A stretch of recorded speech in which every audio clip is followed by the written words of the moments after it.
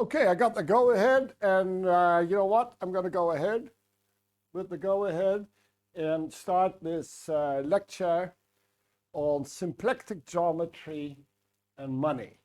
Now, I suspect, especially we have some new people also, if you look at this title, you may think you know what money is. Let's get something a little bit more clear. But you may think you know what geometry is, but you've probably never heard the name symplectic. And even if you've heard it, you've always wondered what the heck that was. So the word symplectic comes from mathematics. And what we want to do is cover a field of math that is usually just reserved for rather advanced courses, and then only in math. I haven't seen it in any engineering. There are some physics courses that will cover it, but only at the advanced level. I believe the ideas are actually, that's the irony of a lot of this complicated math. The ideas are very simple. And not only are they simple, they kind of simplify a lot of the stuff that we usually solve with matrix calculus and vectors and rows and columns, and we multiply stuff and take determinants and blah, blah, blah, blah. We remember all of that. And at the end, we didn't know what we were doing anymore. All right, we just learned the rules and we aced the exam. So the irony of some of these methods is they look very complicated, but if you go to the bottom of them and you understand the concepts, really, I think it simplifies a lot. It brings a lot of stuff together. That's also true because it's a geometry. And a geometry, at least I always think, rather visual. I need a picture for something, and purely symbols, that never really does it for me. That's why I'm an engineer and not a mathematician. So, and I also happen to know that this name symplectic, well, the name symplectic is probably just as badly chosen as the word complex when you have complex numbers. We've talked about complex numbers, how they're rotations and how they represent rotations and expansions or contractions, and there's nothing complex really about that. It's rather fundamental, because it's even a rotation in the plane rather than in space. But we're stuck with this name complex variables, and a similar story is symplectic. Actually, the guy who invented this name, first he had the word complex, and then he realized that there was a clash with complex variables and the thing became unwieldy. So he then just came up with this name using some Greek equivalent for the Latin complex. So let's not worry about this name. Let's just say, all right, we have this beautiful name symplectic. It makes us look like rather cool. And what I want to do is give you an alternative description of the Hamiltonian description that we've used last time. So the Hamiltonian describes your maximum surplus that you can get out of it. We've seen how the Lagrangian gives us the utility or the cost over the period. And then we took this Legendre transform that rephrases the whole thing in terms of a maximum surplus or a maximum kind of profit that you can make. And we derived a set of equations called Hamilton's equations, which were comparable to Hotelling's lemma in economics and the law of scarcity, which went through unchanged. And it was an alternative way of solving it. But again, there were very few pictures other than the standard ones where we look at surplus as kinetic energy and look at it as a piece of area. The true strength of the Hamiltonian approach is that you can really visualize it in the phase plane. And this visualization is the one that symplectic geometry does. And then you can just kind of see why the agent or the mechanical system is doing what it's doing. And what you're really visualizing is something that's called in mechanics the Hamiltonian flow. And we will see that for us, it corresponds to the flow of money. Now, the flow of money is something very, very natural. We have the circulation of money. We have ideas of how much money, the money supply, a sort of capital we have that we work with. Okay, so what we're going to try to do is take this Hamiltonian approach, focusing on surplus, and rephrase it in terms of flows of money, literally cash flows. Okay, that's our program. Yes, cool. Yeah, all kinds of flows. Yeah, cash and money is, no. No. Yeah, it could be credit money, right?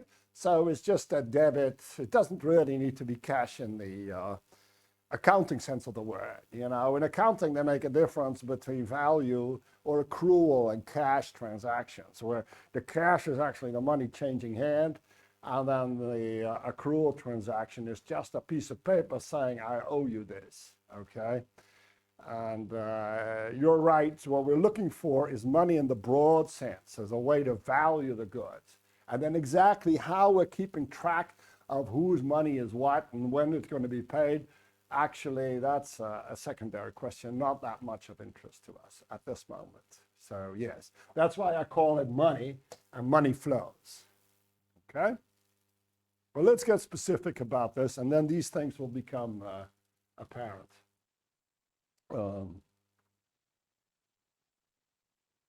So when you look at money flows, the subject that is concerned with this is called accounting.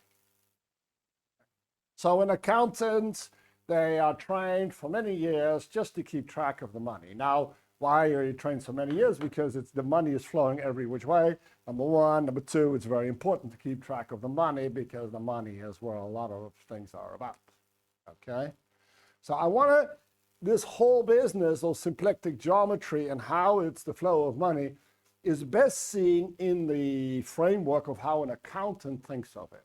So I first want to, with this slide, briefly recap how an accountant deals with it, and then I'll just go in the analog with symplectic geometry and show you how a symplectic geometry deals with it, geometer would deal with it, then how a mechanic guy will deal with it, and then finally how an economic engineer will deal with it. That's the business of the first two slides, okay?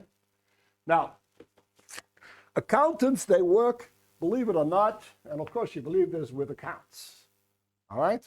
So they have a bunch of accounts, and in these accounts, they keep track of the money.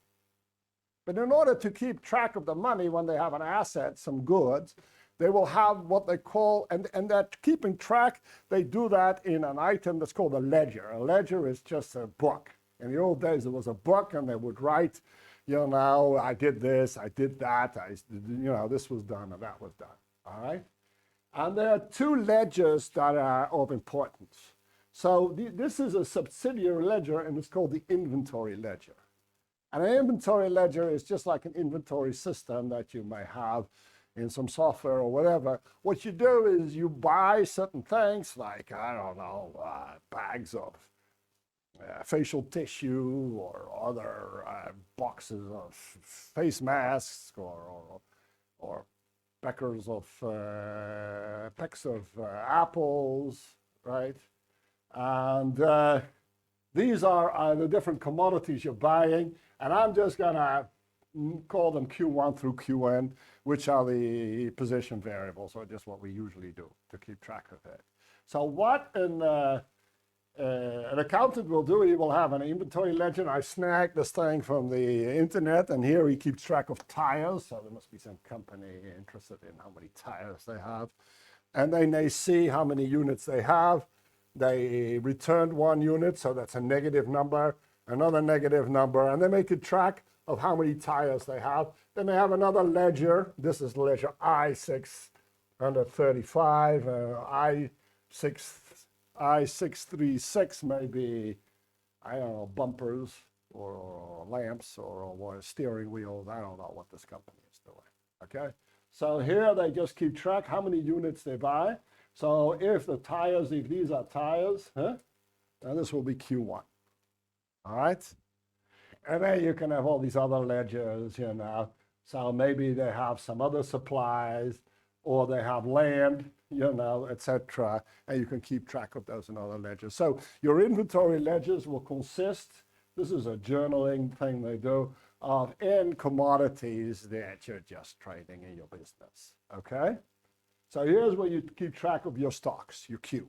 This is what we would call the Qs of the stocks, right? Then what they do is they say, all right, these things, when we purchase them here, it will cost a certain amount of money, all right? That's just what they happen to pay for it. And they will take this 8, that's a change in the ledger, so that's some DQ, all right? And just multiply that by that 100, right? And that's the extra amount that they book in the what's called the general ledger, where they, and this is then a trial balance where this shows up, all right? So I took another one here. This one doesn't have tires, but suppose these are tires, then you can see that if he multiplied all his, this is what they sometimes call a lot. So here he bought a lot of 8 tires, right? Then out of that lot, he returned 1. That was just like sent back, all right? Okay, so this is a lot. They multiply that by the price of that lot, and then you start adding this up as you roll down this ledger, all right? And then you book this over in your assets. So here in the assets, the Q is gone, the tires are gone, and all you have are these integrals here, all right? So this is what they do. Is that clear, right? You probably know this, okay? But what you got to see here is that what they do is they keep track of the stocks, and then at the same time, they pair every stock with a price. You don't multiply a price of land, say, with tires. You can't do that. You got to pair them up, right? So here I've done the pairing the way we would do that, with just having the same subscript, okay? So this pairing, that corresponds to the what we would call these are conjugate, right? So we may have some velocity, but or a position, and conjugate to that is the momentum for that direction. So we have an x direction, that's q1 maybe, and then there's the momentum that has to correspond to that x direction. You can't use the y or the z direction, all right? Okay? So the accountant here just pairs it up. So he is using this inventory to do the pairing and then, you know, make this calculation and just plug it in there. Of course, he's not doing an integral, he's summing, right? But you're okay with this, right? Huh? This is how he thinks.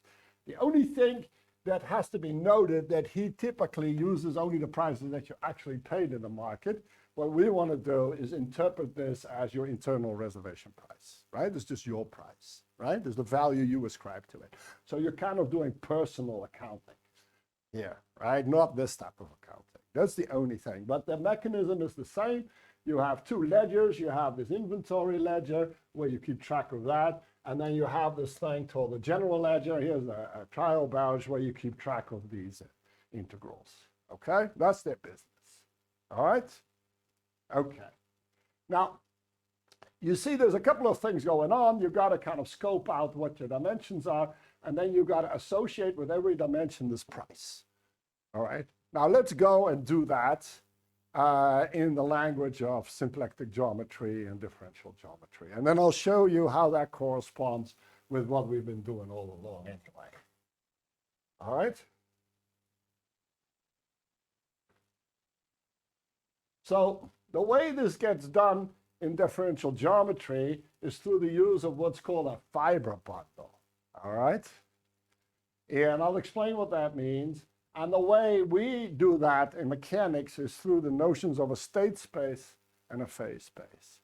Now, you're all familiar with this, but it's really important to go through the steps, what that exactly is, all right, and how that corresponds to this business of accounting, all right? So what happens? In mechanics, in mechanics, what you will start off is a bunch of positions, all right? So in Newtonian space, you have 3 of them. Then there's X, Y, and Z, all right? This is what you call the space of positions. We would, in economic and engineering, we would think of that as the different stocks. So we keep track of apples, pears, and kiwi fruit. Right? Grapefruits. Okay. In differential geometry, this is called the base space. So it's the fundamental space in which things are happening. That's why they call it the base space. Sometimes it's called the configuration space, but that's more of a physics term already. All right? That's just a name. So these things, they pair up. You know, the space of stocks, the space of positions, and this space of, that forms the basis of everything. All right? So the base space is the inventory ledger of the accountant. So this would be his inventory ledger. Huh?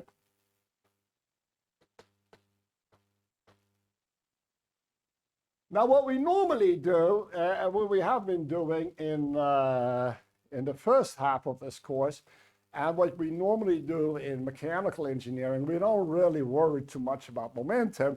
We say, all right, every position, if we know the position of our particle, is that good enough? Well, the answer is no, because there's no way of predicting what this thing is going to do, right? It couldn't do anything at all. It could be standing still there, in which case it's doing nothing, or it could go going at some enormous speed in one direction, in which case you have to know the initial speed in order to calculate where this thing is going to be given the dynamics.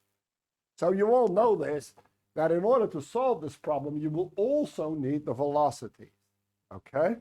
So if you have a state space, you have that variable, but you always have the derivative of this variable as well showing up, all right?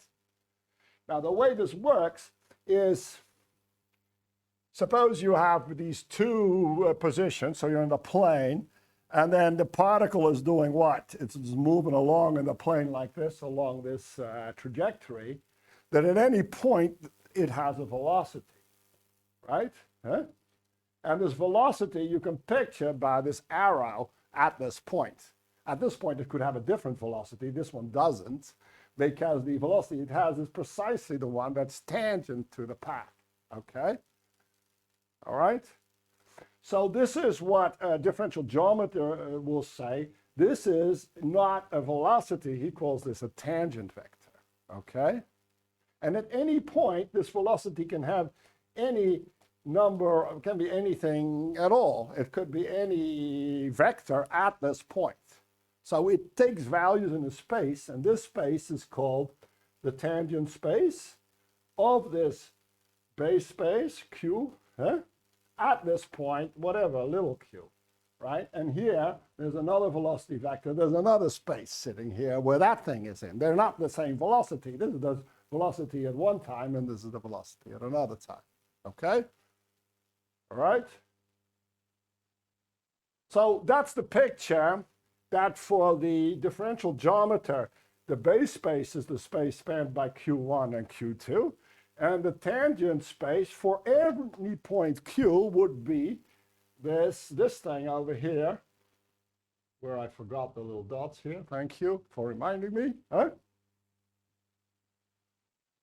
At any point, you will have this tangent space.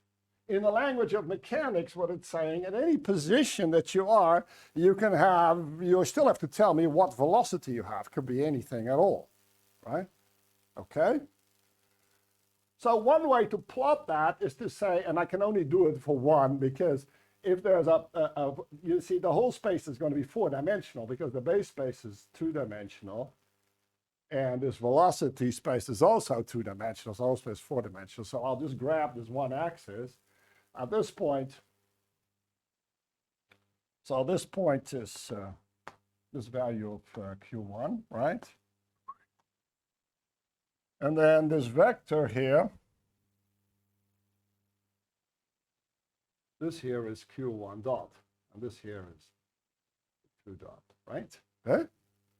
So this Q1 dot is pretty big, so I just plotted it over here. All right? So what you got to see is this picture in the base space. It's kind of very clear what's going on. It's also a little bit confusing because there is this number, Q1 dot, and Q1, and Q2 dot, and Q2, so one typical trick we always do, and especially mathematicians love it, when you have something complicated like that, can you make a bigger space in which the state is exactly 1 point? And yes, you can, since you just need this position and velocity. So if you go to a state of 4 dimensions where every position has its corresponding velocity, you can just identify the state as this point. Okay? That's the trick. So what you got to see at this point, it could have had any of these possible velocities. And at this point, it could have any of these possible velocities. And all of these are possible tangent spaces. Huh? This one at 1 q1 and this one at another q1, right? Huh? So you got to kind of bundle together all these tangent spaces, all right? Huh? So that's why it's called the tangent bundle. This is what we just call state space, all right? It's the space of all position and velocity, all right?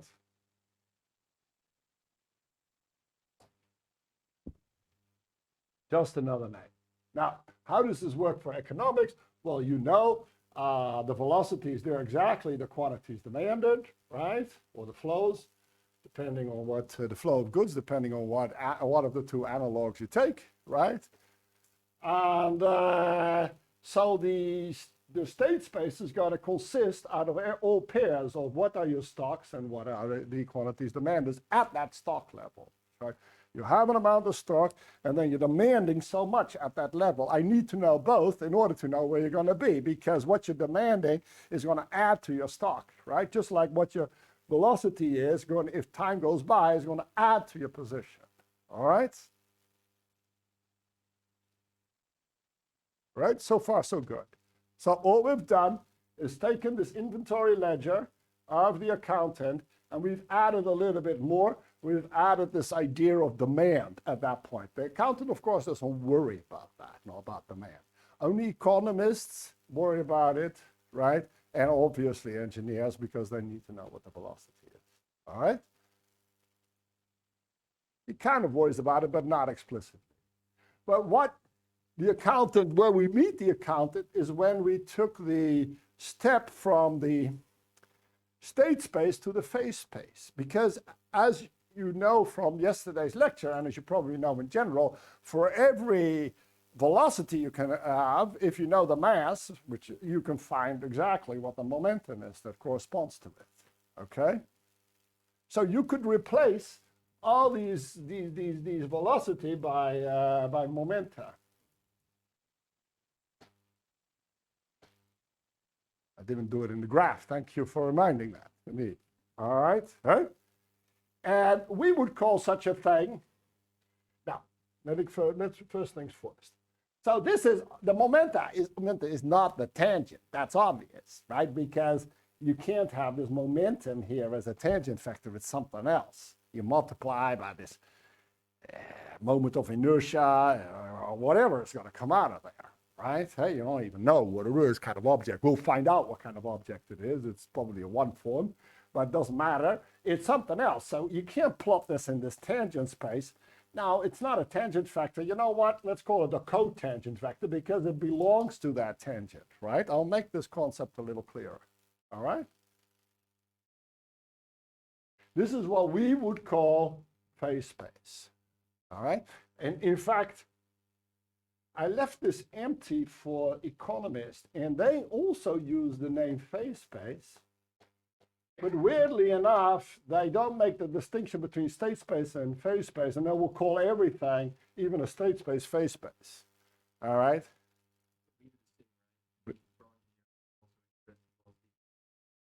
Yeah, and we would use the word state space for phase space, and call that the state, the phase. Right? So we do the same, except the inverse. We call everything state space, and they call everything phase space. All right? Huh?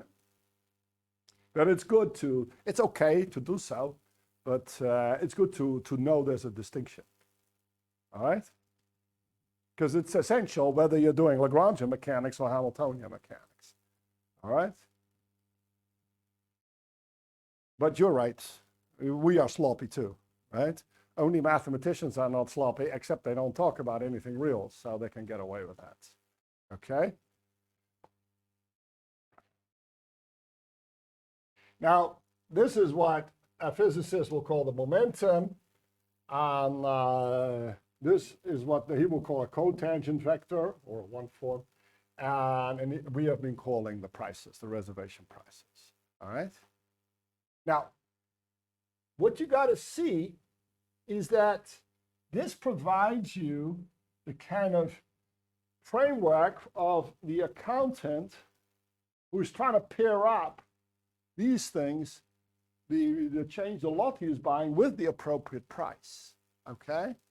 So what we can do is see these things, view this dynamics, what's going on here, not in the base space, just the position space, but also not in state space, but in phase space, because we got these P's right there, and we got these Q's right there as coordinates, so we can actually perform these integrations, okay? All right?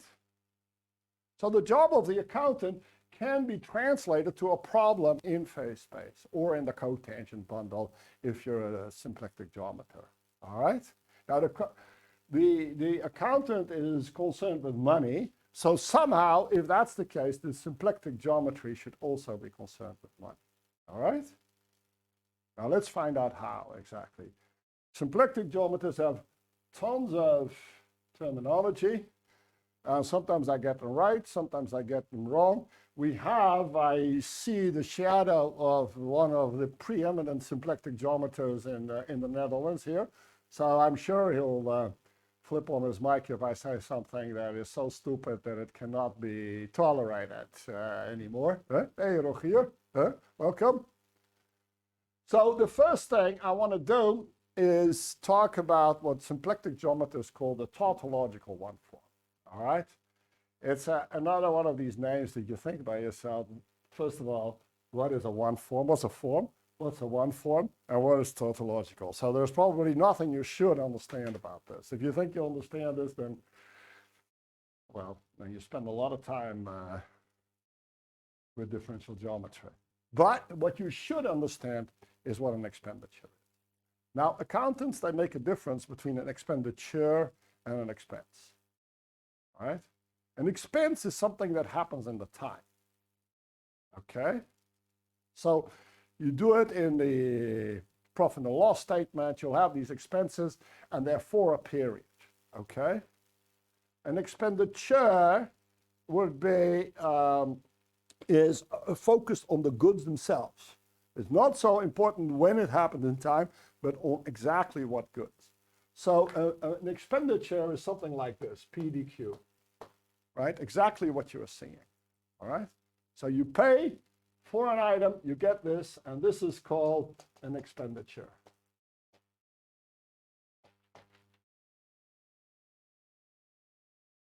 Go ahead and look it up. You'll see that that's exactly what an accountant calls an expenditure.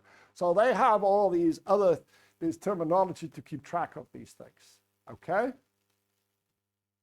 Now, this is quite natural, okay, to do this PDQ thing, because that's exactly what we were seeing this guy's doing here, right? So he's just adding up his expenditures. He has an inventory ledger. All he does is adds up his expenditure, and here he books it at cost. That means using the prices that he paid, right? He could also do it at market value, and he has a different price, and he could do it at my reservation price, all right? Huh? So these are his expenditures, all right? This is known as the tautological one form. Last time we had a couple of other things. It's always called the Liouville form or the Sauder form. Sauder form is not bad. There are subtle differences, I find out, that the one is blah and that excludes such, or I don't know what. But Sauder form just means you're soldering it together, right? So you stuck this thing on the other thing. So that's precisely what that accountant is doing. He's kind of sticking the right price on the quantity. That's also a little bit what your greengrocer is doing. Like you go in there, or Albert Heijn, you'll see some quantity available, one box of tissues, and you'll see the price stuck onto it. It's not soldiered on, he just kind of does a price little thing. But that's the idea, right? So this form is is essential, okay? Now, the way we have constructed this whole bundle it's a little bit cheating, because what we do is we're engineers, so we immediately choose some coordinates, and then we say it's this, and then obviously it's that, and da. But what you'd like to do is say, well, I could have chosen other coordinates. I could have taken like some radius and this, and then would this business still work, right? Better asked us to say is like, I want to phrase everything, so that it always works. I don't do it in terms of coordinates. And that's the role in differential geometry of this tautological one form. You just have this abstract thing alpha. In this basis of P and Q, it happens to do this, but it could do something else. But it's the thing that knows what price belongs to what quantity. Okay, so you can calculate it. And that's also why it's called the sorter form. All right? They're all reasons, all tied together. That's why it's called tautological, because of course this is the thing it does. All right, and you can do all kinds of things with push forward of the projection maps, but that doesn't really enlighten you very much. Okay? So this thing is central. All right? Now, this thing can be integrated, and we already saw how an accountant kind of does this integration, okay? But we can also integrate it. I gave here the situation for, well, this is the situation for the harmonic oscillator, so a cyclical trader, right? Just a cyclical dealer. So how does this P dq look like? Well, here's the dq. This is P, right? So we would think of it as this little area here. Okay? By the way, what are the units of this area? Huh? Yeah, money. Huh? So we're getting close to money, right? It's a little bit of money. So it's an expenditure in dollars or euros or whatever currency you take, right? Huh? So if you integrate this, you're also going to get something that is in money. That's precisely what is being booked, now. By the accountant in his trial balance, all right? Now, what you could do is integrate this guy, right, over a whole cycle, right? The cycle goes like this. I should do this right thing. So then he does an inventory cycle. So he has a high inventory, then he sells it, then it's low, right? And then he buys back and he's high again. You could also start here, I don't care, right? You start with neutral inventory, first buy, and then sell, and then buy, huh? All right, huh? So this is an inventory cycle. So I could do this circular integral, right? Okay, it's just a regular vector calculus, nothing cool. So then what do I get? Well, I get the circulation of the money. There's no doubt about that, right? This is called the circulation, by the way, huh? This integral. If this is a vector, and you take this integral, you should know that it's a circulation. All right? So this is money, is a little bit of expenditure. The total amount of money before you starting fresh is the total circulation. All right? This also has a name. This name is more from physics. It's called the action variable. So this is an amount of action, this area, and it can be used as a variable. And we'll talk about this later, right? So we'll call this the circulation of money. All right? So this is getting shape, huh?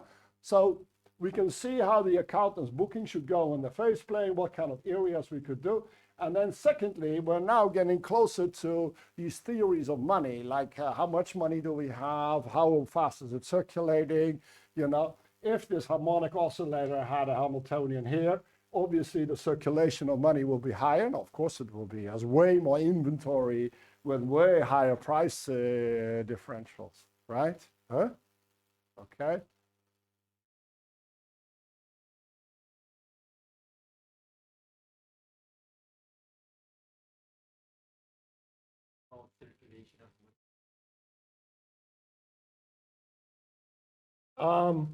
It is just money. It's also the money supply, and I will prove that in the next slide. But the reason is that this integral in vector calculus is the circulation, right? So if you have some magnetic flux or something, and you know, so you have this thing, and this magnetic flux is going through here, and you take that circular integral, you call that the circulation, right? Huh? So it's just literally the circulation in this integral, huh? You see? That's why I call this interpretation the circulation of money. Now you're making a good remark, because we're going to show that it's also the amount of money, all right? But I'm calling it here circulation because it's a circulation integral, just in the general sense of a circulation integral, right? I could integrate this over a tiny, tiny bit, and then I will get the curl, as I will show you, and then, right? And, huh? All right, huh? So it's a good remark, but I'm only calling it circulation because it's a circular integral, right? And this is what you would call it in any engineering application when you calculate these kind of integrals, right?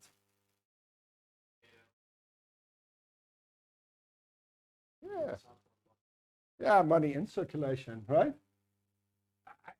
Economists use this terrible word. So there's circulation of money in the economy, right? You see? So this would be the circulation of money. If this is a business, the circulation of money, huh? Huh?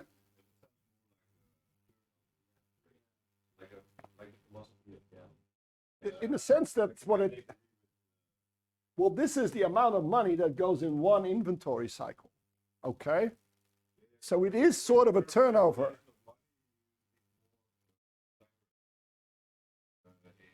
Right, I understand.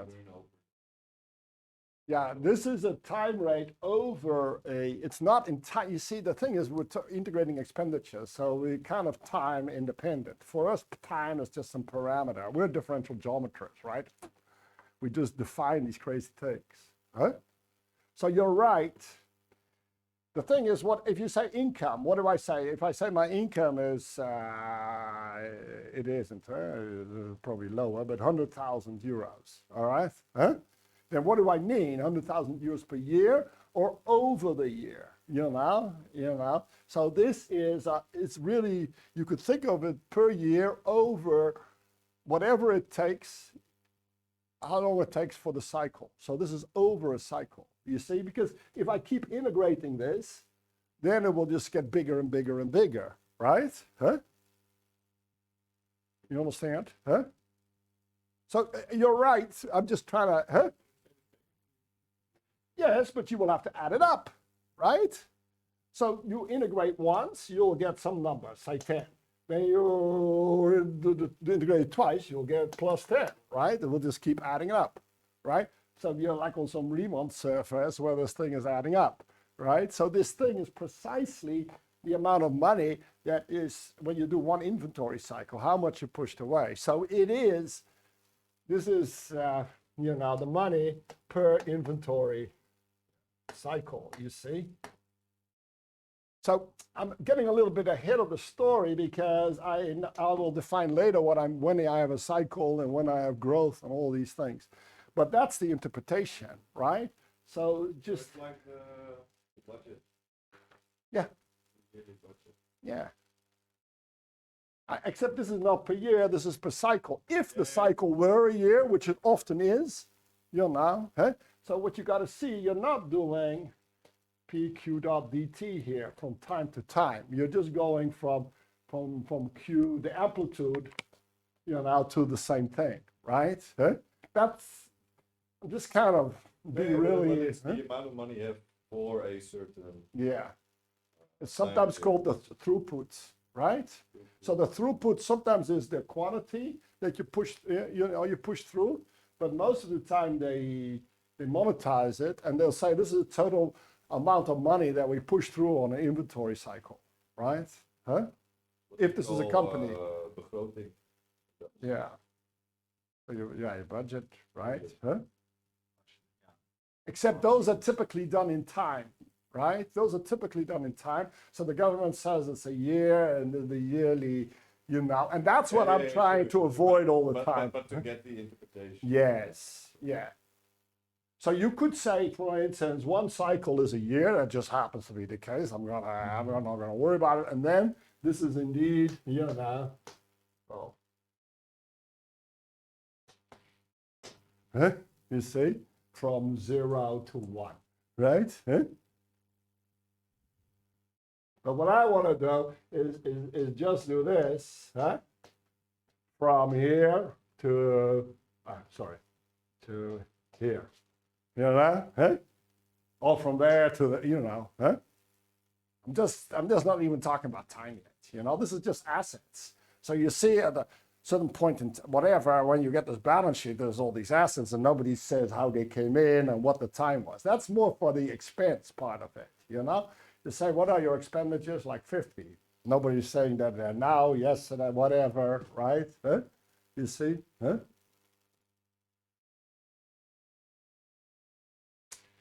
Because, like, if you go to the cotangent bundle of phase space, where's time? We still have to introduce that as a parameter on the solution, Huh? This is just the structure of an expenditure. Long answer, but just to see what this action variable is, all right? Huh?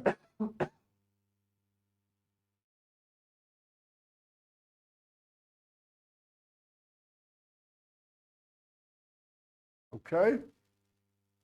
Yeah, thanks for the questions, because this whole thing, it's all so trivial, and yet if you make one little sloppy error, the whole thing falls apart. It's terrible, this business, I mean, that's my experience. I'm sure that's your experience as well. When you finally figure out why it's tautological, you say, well, it's really not saying anything. But it takes you for a long time to realize that it's not saying anything, which is kind of the power of it.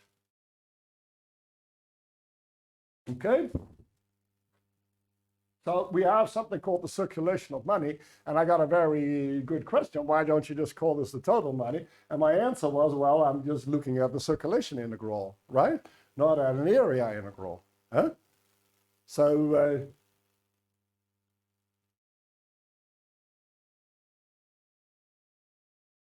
here I have a slide, and I'm going to skip it for now, on the difference between vectors and one form. I want to keep going with the story because it's going better, and I don't want to interrupt it, and then maybe we'll come back to that slide. All right? Huh? Okay. So now I want to answer Jose's question. Why didn't you just call this money? All right? And that's what this slide is about, and this will lead us then to the break. All right? So it's because up to now, we only have this idea of an expenditure. What is now money? All right? Now, money is a complicated thing. And I think there are, like, if you ask an economist what it is, they don't know either. But they'll say, all right, it has 3 functions, and sometimes 4, or sometimes less than that, and there's a debate about it. And one of the roles of money is what they would call a unit of account. I think the other 2 is store of value, and also sometimes a deferred item of deferred payment or something. Huh? So there's the medium of exchange and the store of value and the unit of an account. Now, I believe we can kind of, with the economic engineering interpretation, all of these can be given their meaning and what economists should, what in our view an economist would mean. But what I want to do now is focus on the unit of an account, okay, of money. It's the first function that's usually listed, isn't that right? It's the first one, the unit of account, huh? Right? Yes, meaning, okay. I see. There's a little rhyme that says money house rolls, there are three, blah, blah, blah, da, da, da, da, da, da, da. Huh? But I forgot the little rhyme. Huh? That's how school kids are supposed to learn it. And but you can look it up. Huh? Well, you know, English-speaking world, I guess. Huh? There's a little rhyme. But okay, a unit of account, what are they thinking of? They can think of a general ledger account or an asset account, you know? Huh? And in these accounts, we're booking these things. So what if this change, this is the value in the account, right? What if this changes, right? You can think of that. Well, what happens if you change this thing? Well, let's just do it.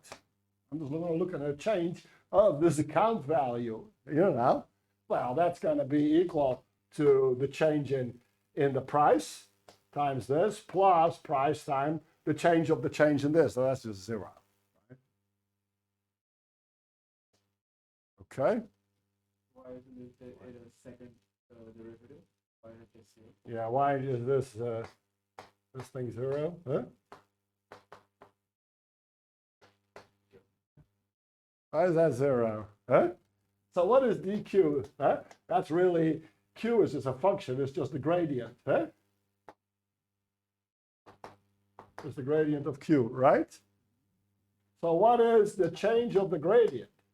That's the curl of the gradient, right? Assuming that it's true, but I don't. Yeah, that's just your standard vector calculus, all right?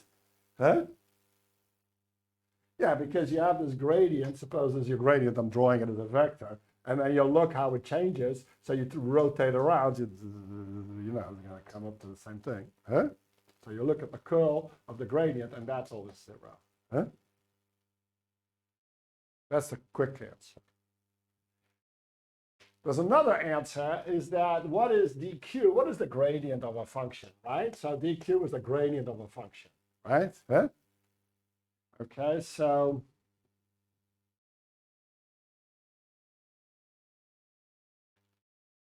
do I want to get into this? Yes. So this is a function. So you have this space, you have this function, and here are the level lines of this function, right? This is when your function is 1, this is where the function is 2, this is where the function is 3, right? Huh? And then this will be the gradient. That is like you go, you know, you go a level line up. It's like you're climbing the function mountain, right? Now, how does this change? Well, what you will end up doing is make a little circle to see how this changes when you, you know, going in this direction or that direction and that direction. But if you have a function, when you go back to where you started, nothing got accumulated, right? Huh? So you're on this mountain, and you know that, you know, if you go in this direction, you're going to get altitude, and this direction, you're going to lose it. But you know, if you make a little circle, you're going to gain and lose at the same time, right? So this is a total differential. So you cannot accumulate anything. That's why, say in your case, the law of conservation of energy works. You see, you can't make a little circle and then just think that you found some energy. Then you have a perpetual motion machine. So energy has got to be a function. It's got to be a gradient of something, right? If it's not a function, what can happen is you have this level line, but then there's a hole in it. So you're going like this, and then poink, you come over there, and then you come almost back, you know, in the limit, and then you've got a little piece that you somehow, so your mountain has got some kind of third dimension where it disappears, right? And it can't, all right, if it's a function. Now, if Q is a function, obviously, because it just, state space, it just finds what your position is, right? Huh? You can't just get position by just wiggling around your price, okay? You see, that's the only other thing you can do. That's the intuitive answer. So how do you measure what you accumulate when you go in a little circle? That's the curl, right? What do you measure when you go in a little line? That's the gradient. So the curl of the gradient's got to be 0. Okay?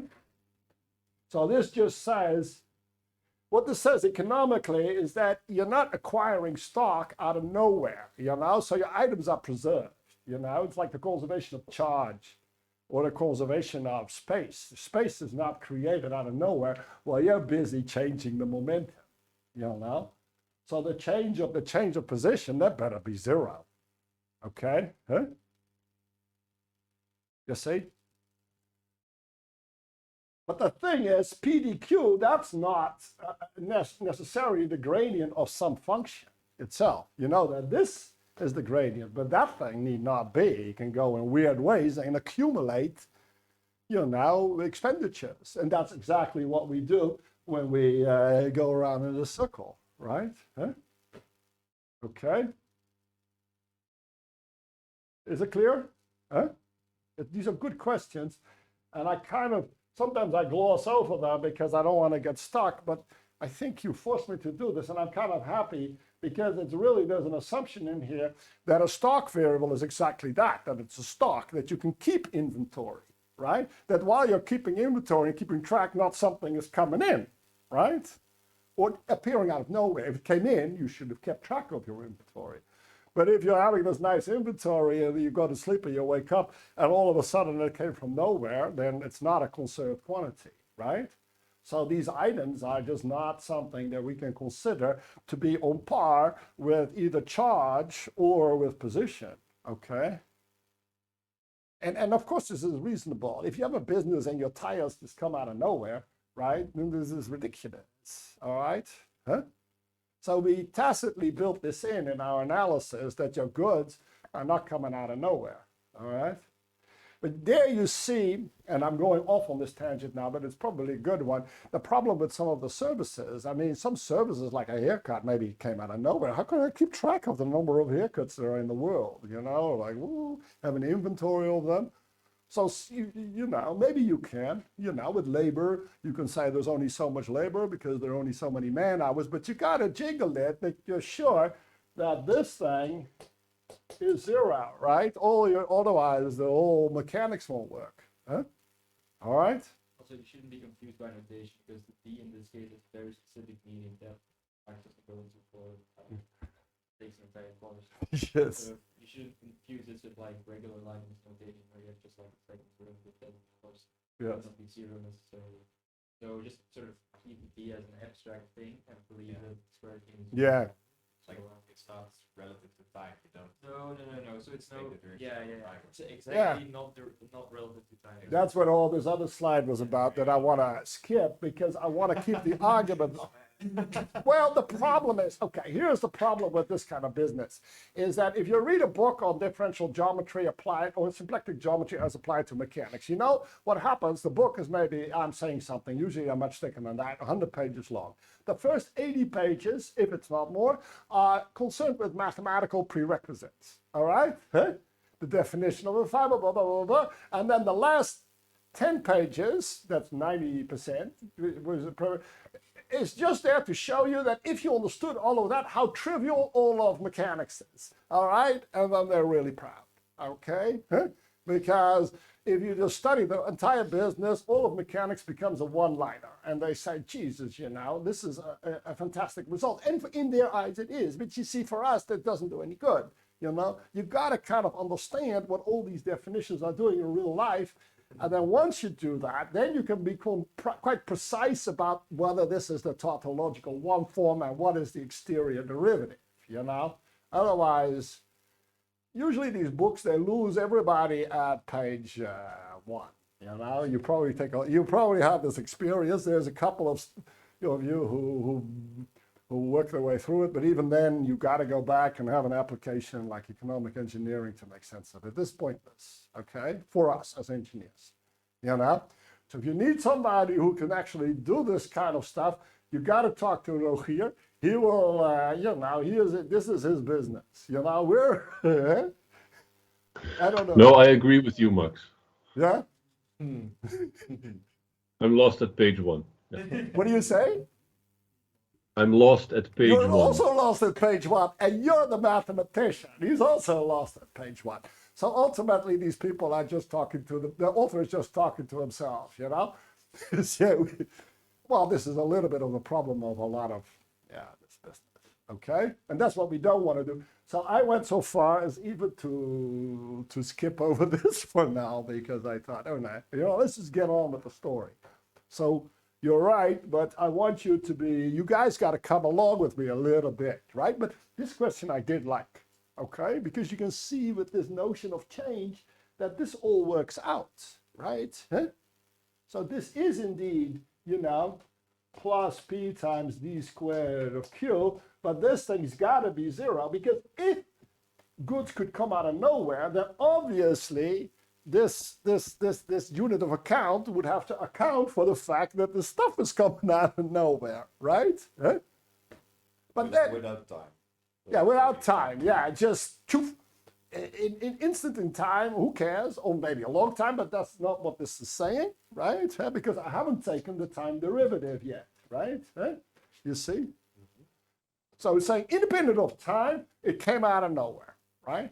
Because even in long time, you still can't come out of nowhere. It still has to come from outside in, you see? Or Huh? from inside. From the inside out, right? Huh? It can't come out of nowhere, all right? Right? Now, if it did, then you would have to add this term. But then, what's the point of money? Now, money can come out of nowhere, right? Now, that may be true in the eyes of some people, but it happens not to correspond to reality. Because if it could, we'd all be rich, and that's one thing you know is definitely not going to be true, right? Okay? So a lot of people find that out, that this money doesn't come out of nowhere. So money doesn't grow on trees, as we say in Dutch. I believe we say it in English as well, right? There's many other, you'll know. Oh, it doesn't grow on your back. Oh yeah, doesn't It doesn't grow. on trees. In English it grows on trees, and in Holland it grows on your back, right? So last time I looked, I had no money growing on my back, and neither do you, right? So by that statement alone, I have proven to you that this is 0, right? Huh?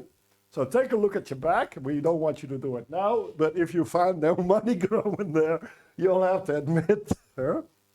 Okay, right?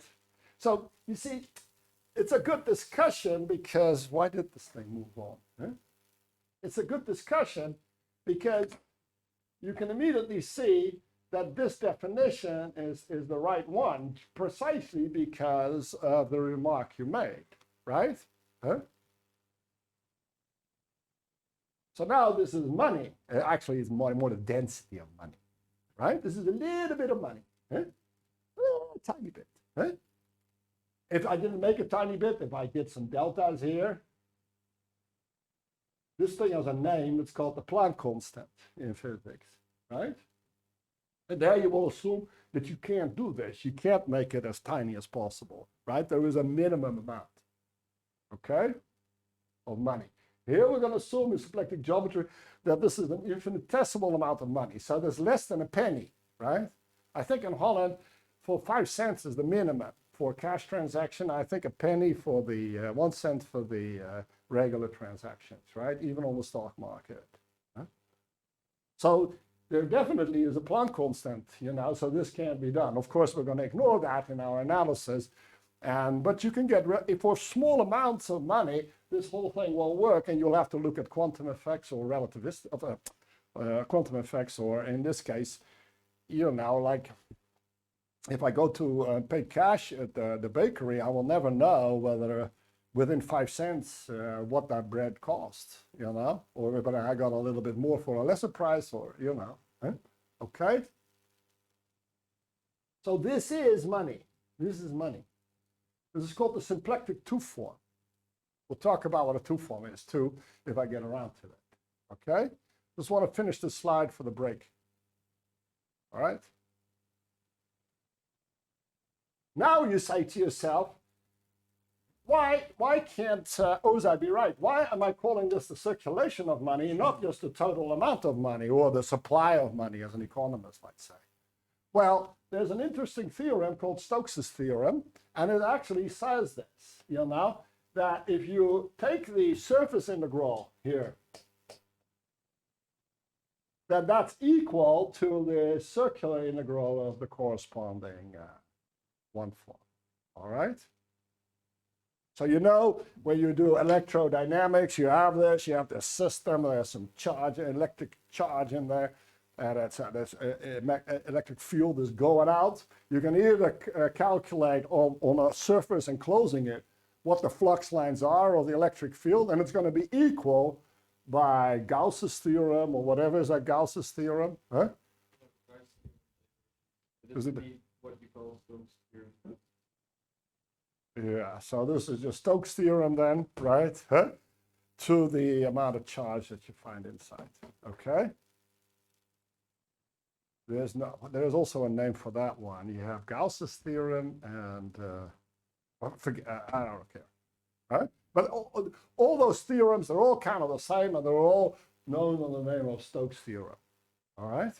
This is an important result in differential geometry, that there is this equivalence of these two integrals, okay? Economically, it tells us that the money in circulation is exactly equal to the money supply, all right? And in fact, this is what economists do. There is this thing called the quantity theory of money.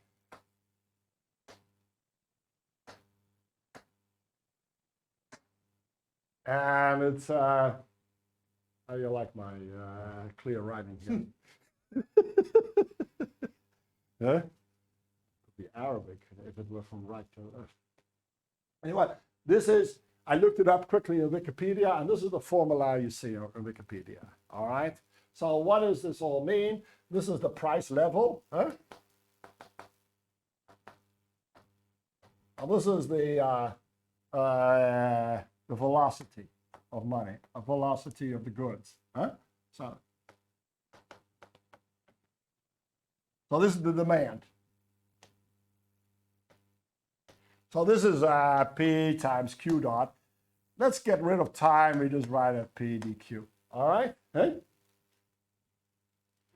And then they integrate it, right? Because they just think everything is going in a straight line rather than a circle, in which case the price is constant. So in the phase plane, they will just calculate it here for a certain amount of time, say a year. All right? And that, they say, is equal to the money supply times the velocity of money. All right?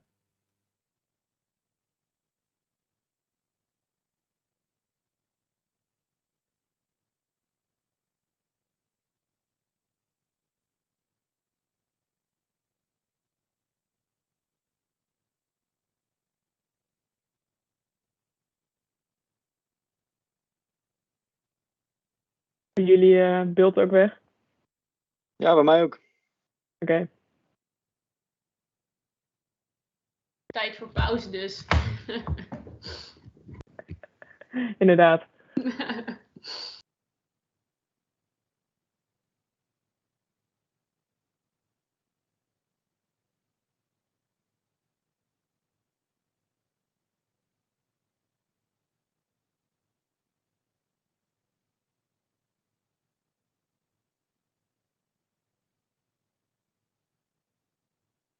Ik zou ook eigenlijk niet weten wat dit dan moet zijn.